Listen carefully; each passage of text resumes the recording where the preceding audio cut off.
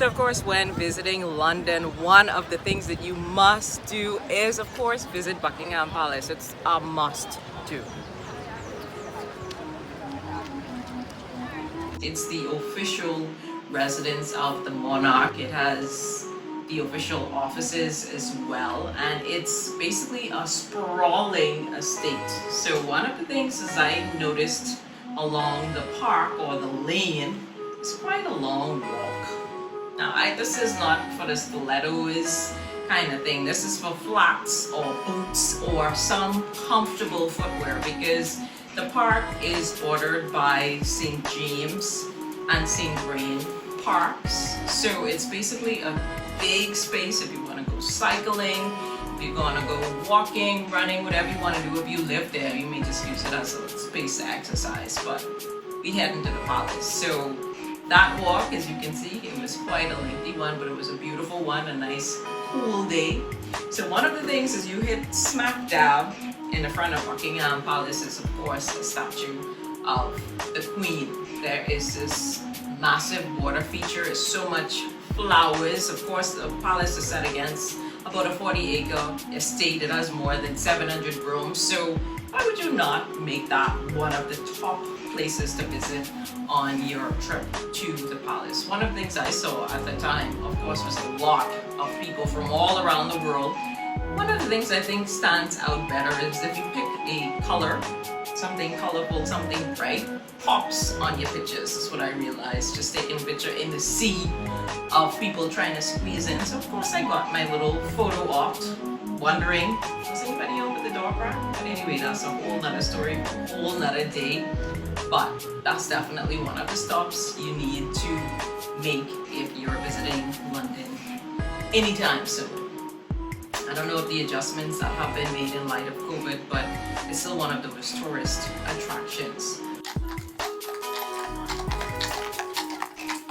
Of course, in the area is the Wellington Barracks as well, where you can see the changing of the guard. I had to, put my phone there to get some shots that I will show you in a few minutes, but it's one of those things that was allowing you to get a feel for the culture, a feel for the military experience, a feel for what goes on in terms of security and securing that particular area. So you must go to Buckingham Palace. If you have time, I'm sure you'll get your changing of the guard moment as well. Now, of course, there's so many parks, so many cities, so much happening around the area or the city of Westminster. One of the other places that I thoroughly enjoyed visiting was Kensington Palace in Hyde Park. So the palace is of course another sprawling area as well, surrounded by, like I said, a park. And so if you just want to use it, I found a lot of people use the space for exercising. But the sunken garden, I found that was a very serene, peaceful place. It was obviously a garden structured with so many flowers, a well thought out, well planned area. It just seemed like a place that you could have your zen moment, just chilled out. So that's one of the first features that you see. So of course I explored the garden, took some time to feel and bond with nature. And as I milled about, there is obviously, if you want to grab a bite to eat, there's a restaurant on the grounds. If you want an official tour of the palace, you can do that as well. But for me, it was just kind of a self-exploring kind of day. So of course I got my souvenir, so I went to the souvenir shop.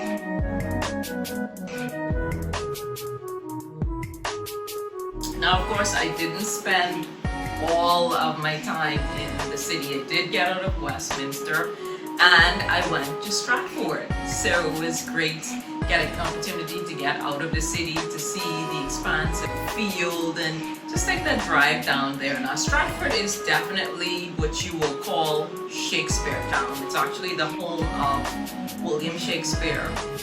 He wrote most of his plays there. So one of the things that you encounter there is the Royal Shakespeare Company. And of course, as the name suggests, It's all about William Shakespeare. His plays, you learn about drama and theater. It's just so engaging if you are into the arts. But of course, that's not the only thing that they do. They create props, they do costuming. One of the things that I saw there was the props for Stranger Things. So they're kind of busy in so much things, but if the arts is not your thing, and you just want to have lunch, you just want to mill around and do the regular tourist thing, then that's there too. And you have the River Avon, which seems so mysterious, but it's just a river.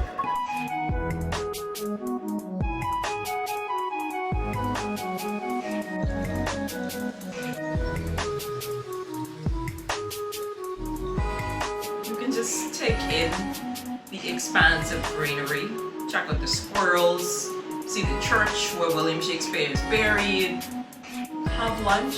Maybe you just want some fish and chips, you can do that too. But there's Flora Juana. I felt like it was something for everyone to take in, to enjoy, and just again have another Zen moment, or just maybe pose for a few pictures. It's just something to do to get you out of the city and experience something new.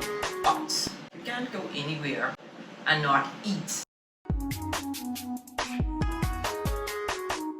Food is also a great thing. I went to this nice little bakery. I'm sorry I don't remember the name of it, but they had the most divine apple turnovers. I love apple turnovers, so I was like in dog heaven. Hey Lucy.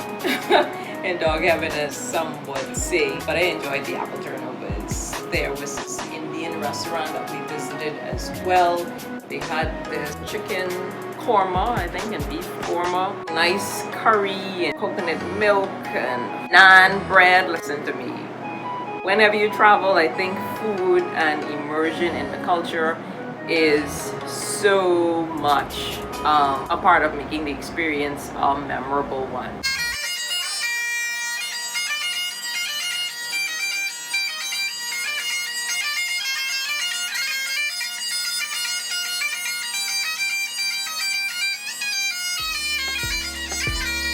Like I told you, I like to eat, so I found this nice little, I would call it a burger joint, but it obviously had more than burgers, more and hitch. Again, within walking distance to where I stayed.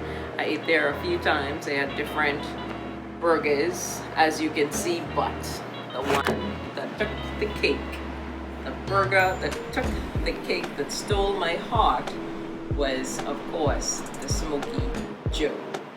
And I didn't expect that the burger would actually come to the table smoking. Like, they had it in a glass and it was all over presentation. So when you opened it up, it's like, oh, the smoke got you. But it was tasty. It was on a nice dark burger bun. The burger itself was juicy. You know, like when you have the first bite in a burger, you can't eat a burger cute. But you want to feel all that little juiciness running down your mouth or the corners of your mouth, and whether you have onion rings or fries, you always remember an awesome burger. So if you have time on your travels and you are in London and you want a great burger, check out Moore and Hitch and definitely try the Smoky Joe. Now, obviously I didn't get to catch everything. I know that Big Ben is under construction. Maybe that work that was happening may be completed by now. I did get to go to Westminster Abbey. No photos inside, so I did some photos outside. Another tourist attraction that persons take in while in the city of Westminster. But I find that it's something for everyone, and I look forward to going back. I definitely want to see the London Bridge. I didn't get to that area. I didn't get to visit the London Eye. And of course I want to try more of the cuisine that's available there. So even though COVID has us a little bit confined, why not reminisce about an awesome vacation and begin making plans for another vacation when things happen as they are happening. We are unfolding, we are adjusting, we are coexisting with COVID-19. So I hope you enjoyed my recap of my visit to London, the things that I liked, the things that I didn't like, and maybe you can tell me what you would want to do or what I should do whenever I have the opportunity to visit again. But for now, I am Zamora. Make sure to subscribe, click like, and definitely share.